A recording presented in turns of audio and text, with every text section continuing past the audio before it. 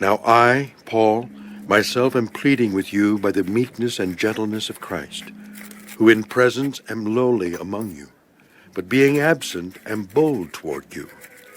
But I beg you that when I am present, I may not be bold with that confidence by which I intend to be bold against some, who think of us as if we walked according to the flesh.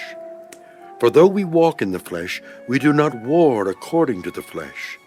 For the weapons of our warfare are not carnal, but mighty in God for pulling down strongholds, casting down arguments and every high thing that exalts itself against the knowledge of God, bringing every thought into captivity to the obedience of Christ, and being ready to punish all disobedience when your obedience is fulfilled.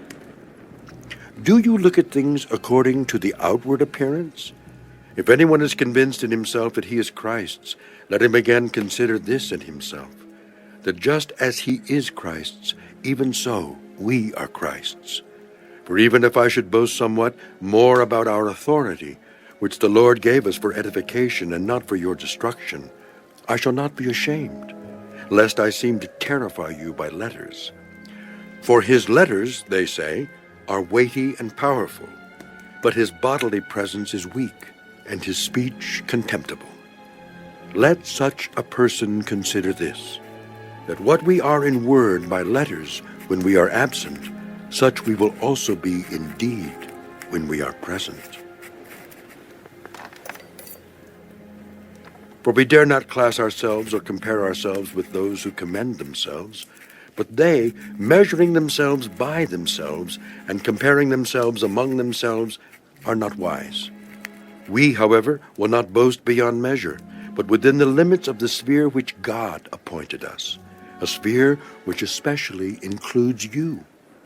For we are not overextending ourselves as though our authority did not extend to you, for it was to you that we came with the gospel of Christ, not boasting of things beyond measure, that is, in other men's labors, but having hope that as your faith is increased, we shall be greatly enlarged by you in our sphere, to preach the gospel in the regions beyond you, and not to boast in another man's sphere of accomplishment.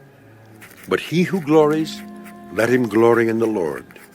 For not he who commends himself is approved, but whom the Lord commends.